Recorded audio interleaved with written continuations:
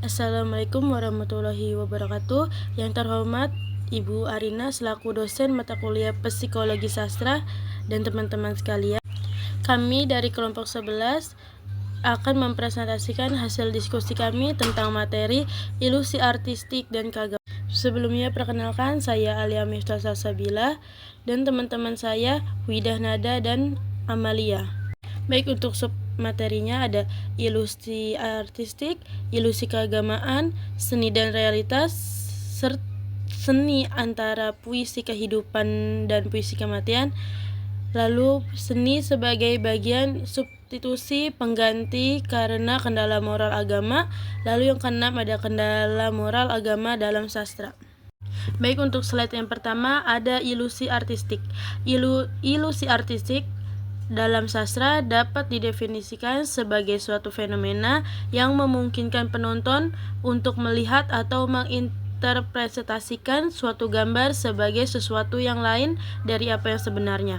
Ilusi ini dapat terjadi karena adanya ambiguitas visual yang dapat membuat penonton tidak dapat membedakan antara apa yang sebenarnya dan apa yang tidak.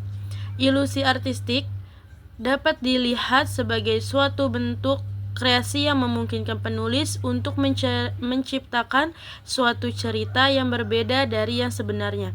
Contohnya dalam cerita Batu Menangis, ilusi artistik digunakan untuk menciptakan efek yang berbeda dari apa yang sebenarnya, seperti dalam gambar yang menampilkan batu yang berbeda dari apa yang sebenarnya. Dalam analisis ilusi artistik dalam sastra, beberapa teori dapat digunakan seperti teori Ernest Gombrich yang menjelaskan bahwa ilusi artistik dapat terjadi karena adanya ambiguitas visual dan bahwa seni visual dapat digunakan sebagai objek studi karena secara historis seni barat adalah seni yang berdasarkan penglihatan atau ocularisme. Contohnya dalam cerita tadi yaitu Batu Menangis, ilusi artistik dapat digunakan menciptakan efek yang berbeda dari apa yang sebenarnya, seperti dalam gambar yang menampilkan batu yang berbeda dari apa yang sebenarnya. Lalu dalam cerita Pygmalion, di mana seniman menciptakan patung yang kemudian hidup dan menjadi realita itu sendiri. Lalu ilusi keagamaan. Menurut Freud, dalam hal ini, agama dekat dengan psikosis halusinasi, yaitu menganggap hasrat sebagai kenyataan. Agama memberi ilusi bahwa hidup berkelanjutan setelah mati dan membuat kita tidak menerima kematian. Freud bersikap keras terhadap agama karena ia menganggap agama memberi ilusi yang diartikan sebagai kebenaran. Karena menurut Freud, keyakinan beragama hanya merupakan proses sublimasi dari konflik yang terjadi pada masa kanak-kanak antara orang tua dan anak yang disebut sebagai fenomena Oedipus kompleks. Baik, selanjutnya ada seni dan realitas, di mana seni dan realitas keduanya ini saling berkaitan. Seni seperti ini membuat orang percaya bahwa seni pada dasarnya bertolak belakang dengan prinsip dan realitas, dan mungkin diharapkan untuk merekayasa seni agar mencapai prinsip realitas. Karena Freud dalam Introduction Psychology menyajikan imajinasi seni bukan melawan kenyataan, melainkan sekawan lebih tepat sebagai suatu ruang perantara. Secara kronologis seperti dalam sejarah individu atau sejarah spesies, bisa membawa kita ke dalam kesalahan sebagai sering terjadi pada Freud. Ditulis oleh Kaufman dalam suatu ulasan yang amat bagus tentang teks, yaitu karena realitas tetap ada, karena kematian menghentikan kehidupan, karena kehidupan tidak dapat dijalani secara tuntas tanpa kematian, karena kehidupan melindungi diri dengan jalan makin lama makin menjauhkan timbunan yang berbahaya, karena kehidupan menghemat dirinya dan dibutuhkan suatu tambahan pada prinsip kenikmatan, yaitu imajinasi.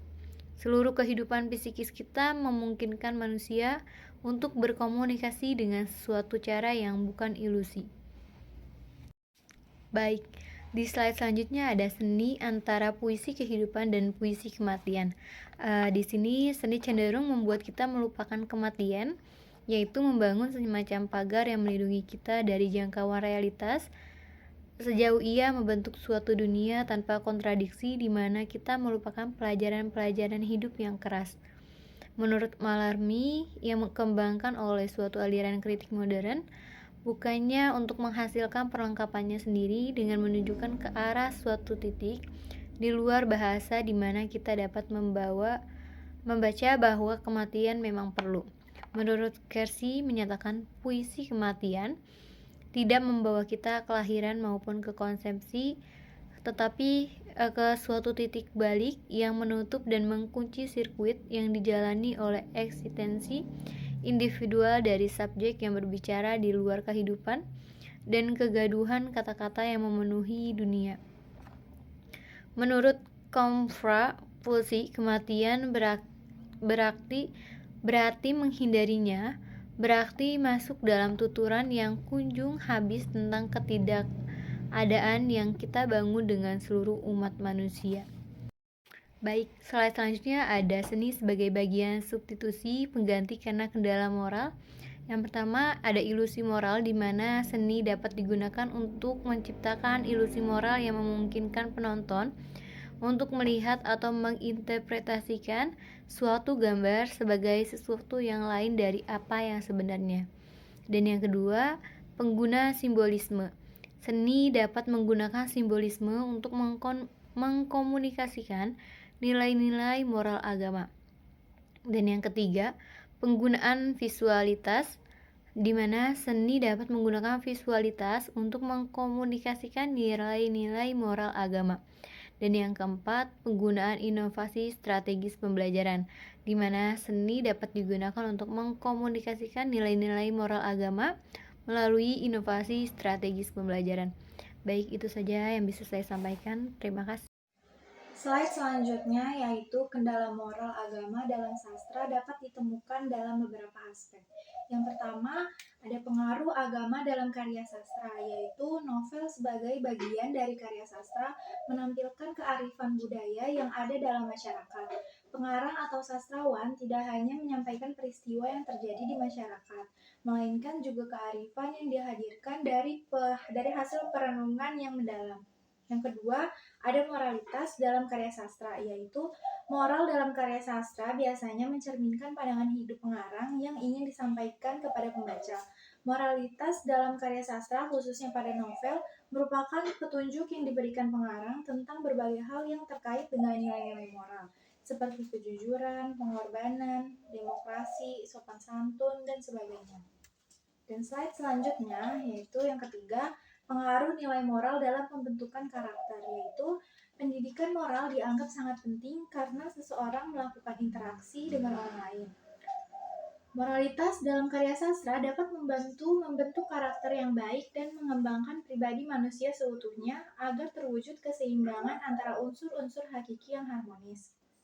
Yang keempat, yaitu kendala dalam pengajaran sastra. Pengajaran sastra kurang diminati peserta didik karena dianggap tidak bersifat ilmiah dan kurang bermanfaat untuk kelangsungan masa depan.